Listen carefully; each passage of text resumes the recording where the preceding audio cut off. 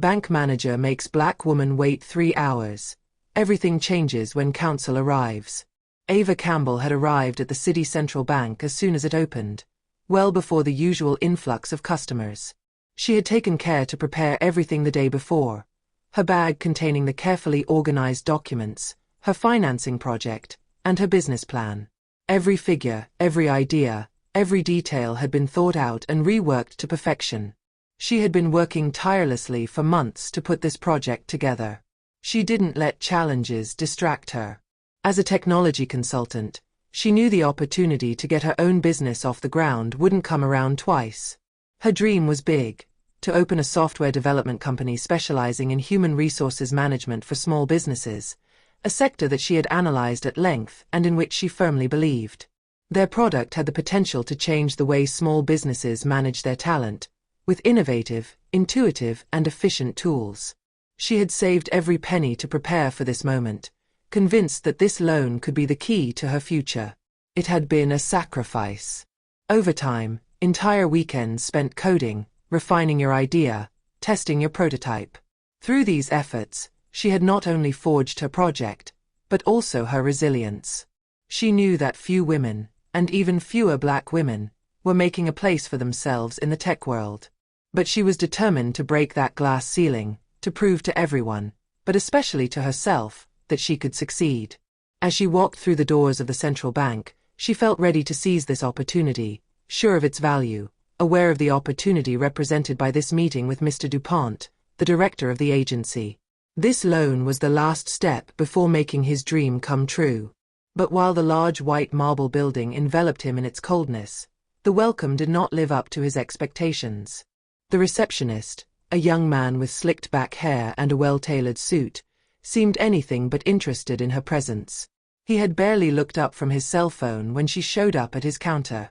He gave her a distracted, almost mechanical look, as if she were just another name in an already busy day. His tone was monotonous, his smile absent. "Please be seated, Mrs. Campbell. Mr. DuPont will be with you shortly." She sat up, trying not to let her anxiety overwhelm her. After all, she was used to these cold and impersonal environments. But inside her, a wave of incomprehension was growing. Why this treatment? Why this indifference? She knew she wasn't the only person waiting in the room, but the situation bothered her. Why did she, of all the customers, have to be relegated to just silently waiting, without explanation or consideration? She felt it deep inside. This impression that her existence in this place was almost an affront to the people around her, who, no doubt, considered that her place was not here. The minutes dragged on. The atmosphere in the waiting room was getting heavier and heavier. Customers who arrived after her were greeted with more warmth and attention, their business handled quickly. A businessman, dressed in an impeccable suit, was taken without delay to Mr. DuPont's office. Another customer, an old man, also seemed to enjoy a certain consideration. But for Ava, it felt like time was frozen in that room. The silence became oppressive. 3 hours later, she felt overcome with frustration. Every minute that passed without anyone coming to see her was a silent suffering, a humiliation that she couldn't understand. She wondered if she had made a mistake coming here. Why didn't anyone come to see her? Why had Mr. DuPont not received her at the time of his appointment? It didn't make any sense. Every hour longer pushed her a little closer to mental exhaustion. She got up once to ask reception if she had any news. The young man looked at her with feigned politeness before answering her, while continuing to tap on his phone. "Monsieur DuPont is busy, madam. Please wait." He hadn't even bothered to meet her eyes. As if his presence here had no importance. The feeling of becoming invisible hit her violently, like a punch in the stomach. She looked around at the other customers, trying to hide her exasperation. Some stared at her briefly, curious but distant. Others averted their eyes with palpable embarrassment, as if they sensed that there was discomfort, but did not dare to intervene. She caught the eye of an elegantly dressed old lady sitting at the other end of the room. The woman gave him a shy smile, as if to show that she understood. But Ava knew that smile was fleeting, that it wouldn't change the situation. It was a fleeting smile of kindness, a simple response to silent pain. The old lady, despite her kindness, had no power here. Time passed, inexorably. 3 hours. Outside, the daylight slowly changed, filtering through the large windows of the waiting room. She stood straight, hoping that someone would eventually take her seriously. But nothing came. Mr. Dupont had not shown any signs of life. Ava wondered if he had forgotten her. He probably had better customers to see. Customers who did not make them wait 3 hours. The thought that he could judge her before even reading her file deeply destabilized her. She didn't just feel ignored. She felt like an intruder in this place. An intruder in a world where she would never be given the same respect as others. There, in this impersonal room, inequalities manifested themselves at every moment, invisible but powerful. And inside her, anger began to rumble. Finally, after what seemed like an eternity, the door to the waiting room opened with a loud bang, and Mr. Smith appeared. Tall, although slightly hunched with age, he wore reading glasses which he adjusted mechanically as soon as he entered the room. His hair, peppered by the years, seemed carefully maintained, and his gaze, generally indifferent, quickly drifted over Ava before resting elsewhere. His gait was calm but almost too controlled, as if every gesture was calculated, every step measured. But what was most striking about him was this almost absent-minded attitude, as if he was unaware of the time he had wasted on a customer who had been waiting for 3 hours. "Ms. Campbell, please forgive me for this long wait. I was detained by urgent matters," he said in a cold, almost mechanical voice, as if his apologies were a ritual that had to be performed without really thinking about it. Ava, whose mind was boiling with frustration and incomprehension, stood up slowly, but each movement seemed laden with the tension she had been holding. She had learned to control herself, not to let hostility invade her words. She knew that most battles weren't won through direct confrontation. However, this time, there was no question of remaining silent. 3 hours of waiting, of unanswered questions, of shifty glances. This was not the first time she had faced forms of discrimination, but she felt that this situation was not just a simple matter of being late. It was more than that. She took a deep breath and, in a measured but firm voice, replied, 3 hours, Monsieur Dupont. 3 hours for a simple consultation. His voice, calm but full of gravity, filled the room. Mr. Dupont, surprised but only showing it briefly, stared at her without reacting immediately. He adjusted his reading glasses, a way of giving himself composure, as if his gaze could not meet that of a woman who dared to question his authority. He looked almost irritated by the remark, as if it was up to him to handle customer complaints, and not the other way around. "You must understand that there is a hierarchy in our priorities," he finally replied, in an almost condescending tone. At those words, a brief heat rose in Ava's throat, a burn she wanted to swallow, but was already too present to ignore. Hierarchy. This word rang in her like a bell of prejudice, an unexpressed but perfectly perceptible judgment. It wasn't just the length of the wait, nor the lack of consideration in his time management. It was the way he spoke. It was this way of reducing her efforts, of making her pass off as a simple clientele, a mass of files to be processed. It was the idea that a black woman, in her mind, did not have to be received as an equal, that she had to prove herself more. Perhaps he saw her as a woman with dreams too big for reality. She felt it in the tone of his voice, in the distance of his eyes. She then stood up, prouder than ever, and with all the dignity she was capable of, replied in a voice that did not tremble, "I have worked a lot to get here, Mr. Dupont. I deserve more respect than this treatment." His words came out as a declaration, an affirmation of his worth and his place in this world. He raised his eyebrows, visibly disconcerted by this audacity, by this woman who did not allow herself to be crushed by his cold gaze. He was not used to this kind of challenge, to this determination. Ava had seen men like him feel powerful simply because of the distance they created around them, men who believed themselves to be at the top of the social pyramid, men who knew that their power manifested itself in the indifference they could inflict on others. But she wouldn't submit to that kind of tacit power. She had too many dreams, too much dignity to allow herself to be reduced to a simple element of her schedule. "We're going to talk about your loan now," he said casually, as if the conversation had been returned to its normal framework. He led her towards his office, and the click of the door closing behind them marked a change in the atmosphere. They sat down, and Mr. Dupont's first questions, although professional in appearance, immediately had an undertone of doubt. He seemed to analyze every word she said, as if her project was a puzzle to be solved rather than an opportunity to be seized.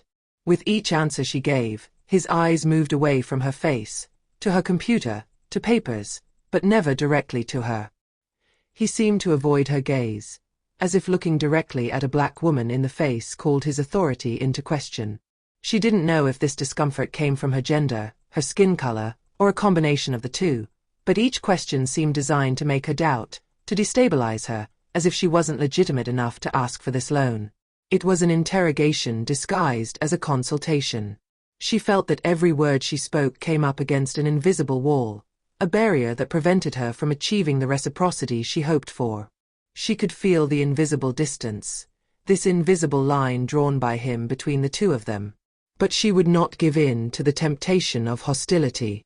She had worked too hard to get there. Then suddenly, the office door burst open, a sharp sound echoing through the room. A deep, authoritative voice echoed in the hallway before the individual even entered the room. "Where are we with this meeting, Dupont?" The doors opened, and the members of the board of directors entered the room. 5 imposing figures, all dressed in impeccable suits, walked forward with a confident gait. They were followed by their assistant, a young man who seemed less confident, and who, judging by his furtive glance, was clearly not at ease in this tense atmosphere. The group entered the room with an authority that instantly lowered the room temperature. Each of them had a serious look, but that wasn't what caught Ava's attention the most.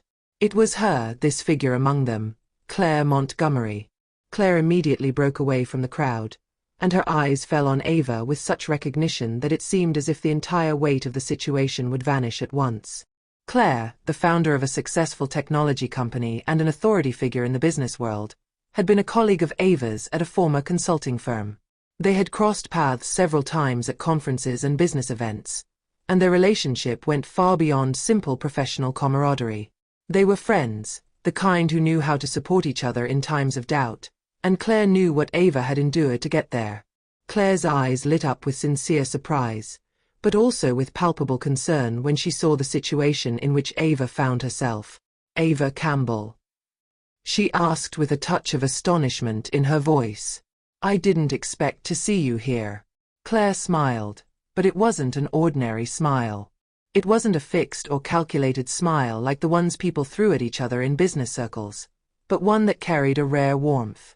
It was as if, in an instant, the weight of the tension in the room had been slightly lifted. This simple look from Claire, full of warmth and sincerity, gave Ava the impression that she was not alone. "Why wasn't I informed of your meeting?" Claire asked, her tone more authoritative now, but still enveloped in a perceptible kindness. His eyes fixed on Mr. Dupont with a new intensity, like a laser beam piercing his mask of indifference. Ava, stunned at first, felt her heart lighten. Claire was there, in the same room, and with her, some of the injustice she had felt dissipated. Claire was not only a long-time friend, she was a recognized authority in the business world. And more than that, she was an ally. His arrival meant that the dynamic would change.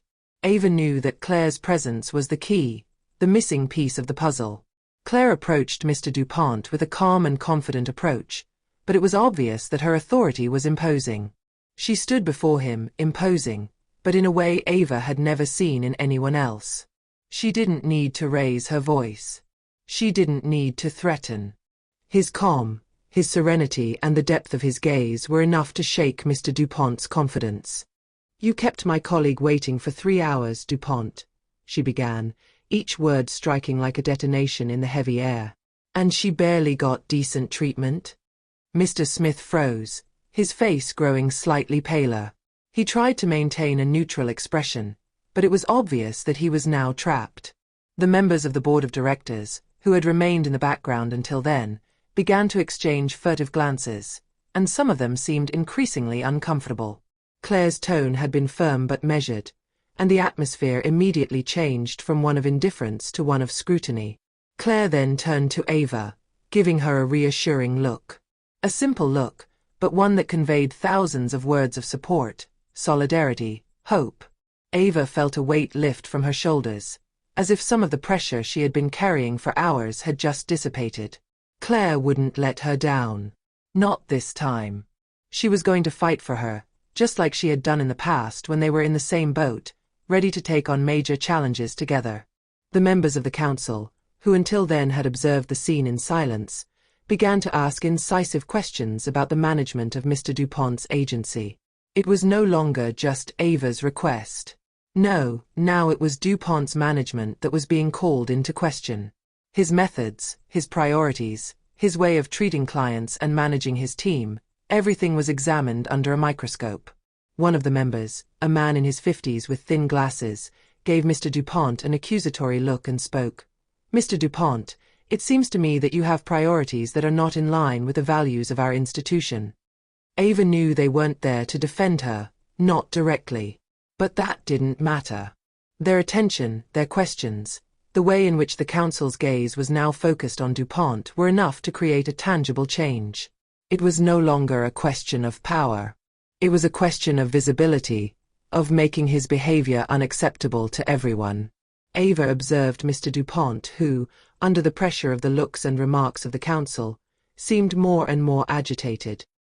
His hands were shaking slightly, and his gaze, which until then had been directed everywhere but at Ava, now turned to the window, as if hoping the whole situation would fade away. As if, by staring at the exterior landscape, he could make the room, the looks and, above all, the accusations that loomed on the horizon disappear. But he knew that wasn't the case. He was stuck. The council, whose attention was now fully focused on him, awaited a response. But none came. It was too late to restore the facade. Claire, with a simple gesture, had just destabilized the balance that Dupont had taken care to maintain for years. And Ava, for the first time in 3 long hours, felt that the situation was turning in her favor. The minutes ticked by, but for the first time since arriving in that freezing room, Ava felt something she hadn't imagined possible in this kind of situation. She felt listened to. A strange feeling, almost as if the ground beneath one's feet was finally settling after years of invisibility and marginalization. The board of directors, made up of influential figures from the banking and technology world, observed every detail of her project with an attention that Ava had not thought she deserved. Each member took notes, carefully recording the strong points of their case, and some exchanged increasingly interested glances. There was no longer any prejudice behind their actions or their words. They were genuinely engaged in the discussion. Claire, in particular, seemed to play a central role in this transformation. Calm and thoughtful, she asked specific questions, highlighting aspects of her project that Ava had carefully prepared. The answers she gave, far from being simply justifications, seemed to resonate with the direction taken by the members of the council. It was clear that Ava's transparency and thoroughness, highlighted by Claire's decisive interruption, had made a deep impression. Their looks, often distracted or politely indifferent at the start of the meeting, were now filled with interest. Claire knew exactly where to point to attract attention, and Ava realized that she not only had an opportunity to present her project, she had an opportunity to break the invisible chains that had held her back for so long. Then, without warning, Claire asked a question which, although expected, resonated in the room as an indisputable truth. In a firm but calm tone, she turned to Dupont, whose nervousness was now palpable. Why did a black woman with such a promising project have to wait 3 hours for proper attention? The silence that followed was heavy, almost suffocating. The question was asked without aggression, but with such obviousness that it was impossible for Dupont to escape with a simple answer. Every eye in the room turned to him, waiting for an explanation, a justification that seemed increasingly difficult to come by. Ava, for that brief moment, felt her heart racing. She had been waiting for this kind of recognition for years. She didn't need to hear words of pity, she didn't want concessions. What she wanted, what she deserved, was to be heard, to be respected, and above all, to see her efforts rewarded. Claire's question, with its simplicity and its strength, summed up everything that Ava had felt during these long hours of waiting, but also everything she had suffered in the invisible and the unjustifiable. DuPont, for his part, seemed lost. His eyes were desperately searching for an exit, a way to escape from this truth that he could not ignore. He attempted a first response, but his words lacked conviction, clashing together without forming a coherent speech. The members of the council, disappointed, exchanged discreet glances, and the atmosphere became even more tense. There was no more room for excuses. Claire's question was not only legitimate, it was unavoidable. Finally, in this awkward and heavy silence, a clear and immediate decision was heard. The council, without hesitation, announced that Ava would not only receive her loan, but that additional assistance would be put in place to speed up the process of launching her business. Claire, still determined, turned to Ava and assured her that she would contact influential investors willing to support her project. This promise, although modest in form, carried enormous weight. It was much more than financial support. It was a concrete step towards true recognition in a world that had never made it easy for him. A few weeks after this meeting, DuPont's situation changed radically. Under pressure from the council, an internal investigation was opened to examine its management methods and its treatment of customers, particularly that of Ava. Although the transformation was not immediate, it was evident that DuPont's image, and by extension that of the agency he led, had been tarnished forever. Ava, for her part, felt that this moment marked more than just obtaining funding. It was a turning point for her, but also for institutions where racial and social inequalities were too often invisible, accepted as a tacit norm. She knew that her victory went well beyond her project. It represented a necessary change. She had finally gotten the recognition she deserved. And it wasn't just for her hard work, but for her dignity in the face of injustice, for her ability to stand tall despite hardship. Society and the business world had often discounted her value because of the color of her skin, but with Claire's help and the council's commitment, a new door had opened. It wasn't just about getting funding, it was about finally being able to dream, to look to the future with a real sense of possibility. The loan was signed, the first steps to launching her business were in place, but what resonated most in Ava's mind was this promise of real equality in the business world. An equality which, until then, seemed to be a distant ideal. But today, for the first time, she felt he was within reach.